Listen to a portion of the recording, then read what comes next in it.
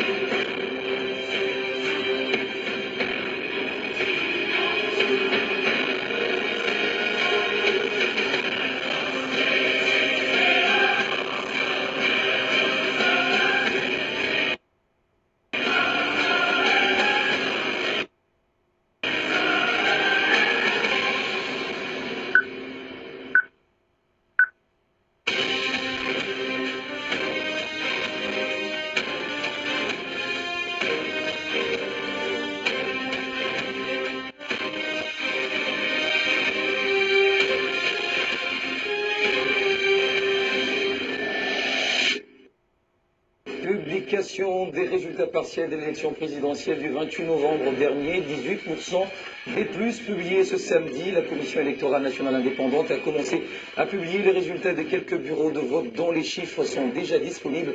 On fait le point avec Jules Kidinda, notre analyste maison. La série des rapports des différentes missions d'observation électorale qui valident le scrutin présidentiel et législatif continue. La dernière en date est celle de la délégation de la communauté des Congolais de la diaspora. Elle se dit satisfaite du déroulement des élections. Ses compatriotes ont présenté ce samedi le rapport préliminaire. 3 décembre, c'est la célébration de la journée mondiale des personnes vivant avec handicap, instaurée par les États-Unis en 2006. Cette journée vise à mieux connaître les droits des personnes vivant avec handicap, sensibiliser la communauté sur leur promotion et leur protection à travers 2 supports médiatiques.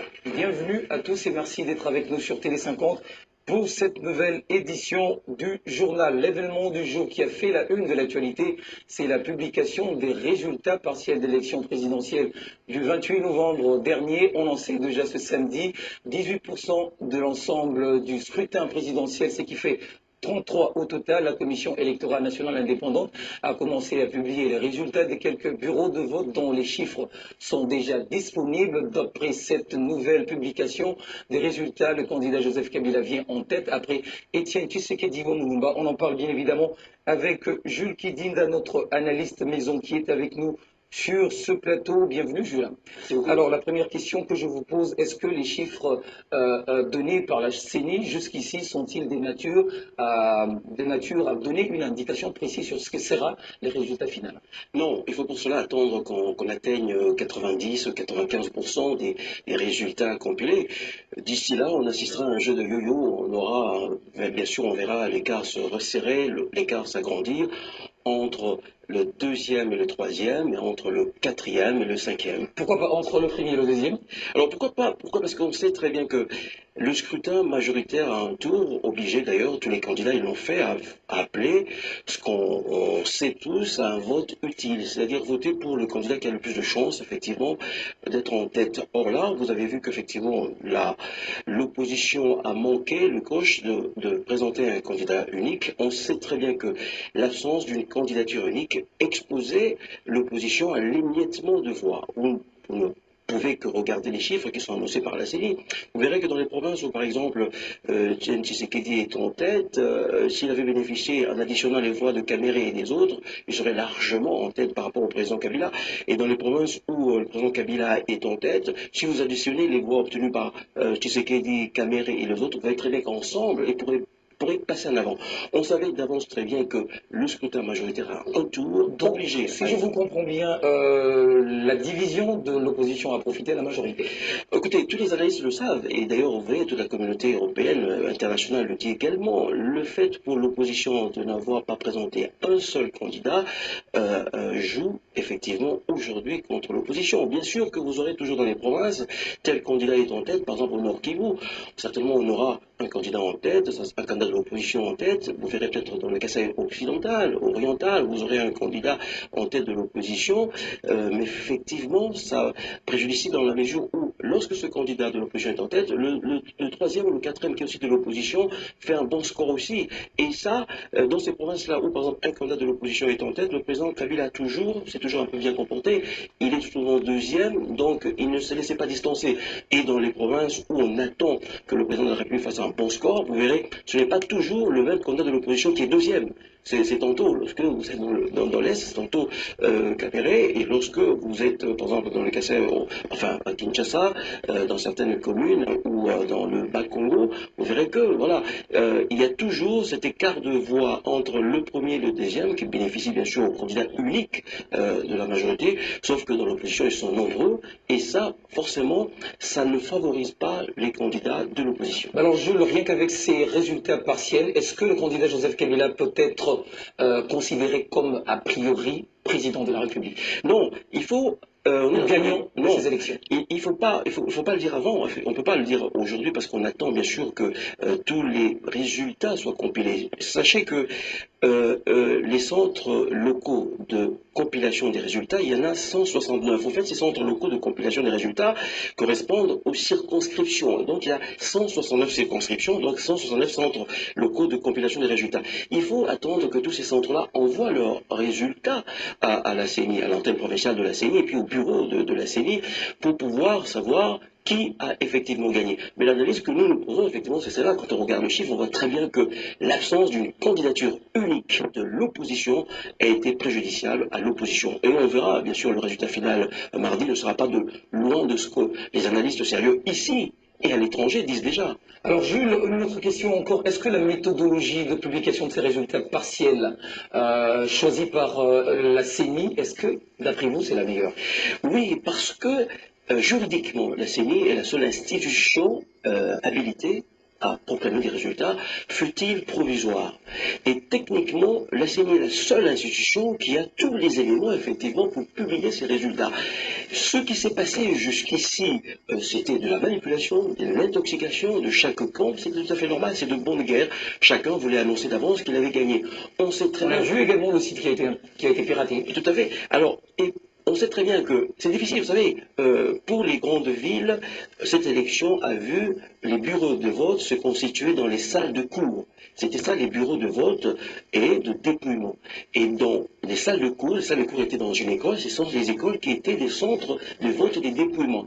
Donc il y a beaucoup d'écoles où on a voté, donc personne ne peut dire aujourd'hui qu'elle a fait le tour de toutes les écoles, même d'une seule circonscription. Donc c'est la CENI qui est en contact par ces centres locaux de compilation des résultats, qui est la seule institution effectivement à pouvoir donner des résultats fiables, des résultats provisoires certes qui seront confirmés par la Cour suprême. Pour ce qui est du site de la CENI qui a été piraté, vous savez, aujourd'hui, on le sait, la Maison Blanche a été piratée, même les banques sont piratées. Parce qu'aujourd'hui, j'ai rencontré une personne dans la rue qui me demandait si c'était possible que le site de la CENI soit piraté. Je dis oui, même ici à Télé 50, vous vous souvenez, notre site a été piraté parce que les informaticiens sont très malins. On peut effectivement entrer dans un site et annoncer ou publier des résultats qui sont faux. Donc, et puis, il n'y aura plus de publications sur Internet. Et c'est très bien.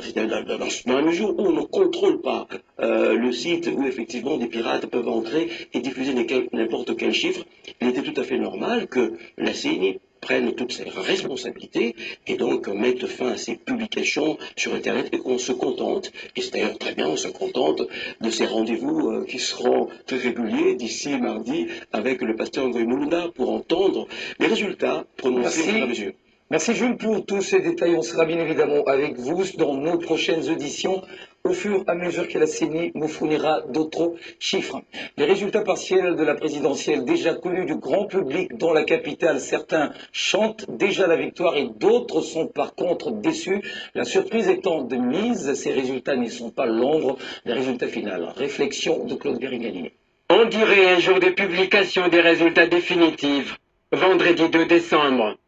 La déception était lisible sur les visages de certains Congolais à l'annonce des résultats de seulement 15,6% des bureaux sur toute l'étendue du pays, tel que l'a bien souligné et martelé le président de la commission électorale nationale indépendante, Daniel Ngoï Mulunda. La victoire n'est pas encore de l'un ou l'autre, ce n'est pas la peine de se réjouir de quoi que ce soit avant le 6 décembre, date de la publication des résultats provisoires. Mais il avait fallu s'en faire déjà une idée. C'est une très bonne chose, fondamentalement, parce que ça va permettre aujourd'hui à tous les protagonistes d'abord de constater que sur la liste des 11 candidats qui étaient à la présidence de la République, beaucoup d'entre eux ont déjà perdu énormément du terrain. Et aujourd'hui, avec tout ce qu'on a connu comme spéculation, avec la publication de ces résultats, qui sont des résultats provisoires de manière partielle, ça va permettre justement de caler les spéculations des uns et des autres. On ne peut pas empêcher à l'opinion dans ces genres de compétitions électorales de pouvoir spéculer. Entre-temps, les messages de paix continuent à fuser de toutes parts pour que les résultats de ces scrutins soient acceptés et acceptables par tous. 30 missions d'observation électorale qui ont validé le scrutin présidentiel et législatif. La délégation de la communauté des Congolais de la diaspora se dit satisfaite du déroulement des élections. Avant de rentrer dans leur pays d'accueil, ses compatriotes ont présenté ce samedi le rapport préliminaire. Grâce Salambo nous en dit plus. Au total, 30 Congolais de la diaspora, scindés en 3 équipes, ont été déployés dans différentes provinces de la RDC pour observer les déroulements des élections. 4 jours après les scrutins du 28 novembre, ces observateurs qui ont assisté au dépouillement et aux compilations donnent leur rapport. Dans les limites de nos propres observations et sans préjudice de la bonne fin des opérations de compilation, que globalement, les choses se sont passées d'une manière acceptable. Nous nous permettons simplement de souligner un certain nombre de faits. Nous avons remarqué dans la population un réel engouement pour ces élections. Nous avons aussi remarqué pour beaucoup une grande patience parmi les électeurs, malgré parfois la rigidité de certains responsables des bureaux de vote. Nous avons aussi, à contrario, remarqué un réel dévouement chez certains membres du bureau qui ont réellement aussi aidé les votants. Mais quelle est la particularité de ce rapport? Notre rapport, contrairement aux autres rapports, est un rapport fait par des Congolais, même s'ils sont des Congolais de l'étranger, avec un autre objectif. Lorsqu'on est un observateur international, on sanctionne. On dit oui, c'était bien, non, ce n'était pas bien. Lorsqu'on est des Congolais et qu'on voit quelque chose qui ne va pas, on dit ceci ne va pas, il faut peut-être aller dans telle direction.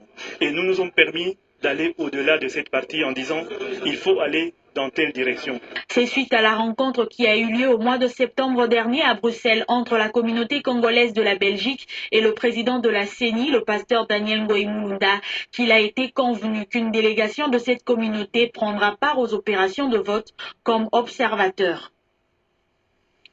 Les états-majors des principales formations politiques sont très intéressés de l'après-scrutin à Kinshasa, à l'exemple du parti Lumumbiste unifié au cours d'une tournée dans les grandes structures du parti à Kinshasa. Godefroid Mayobo, le secrétaire permanent du PALU, a appelé les militants à doubler vigilance.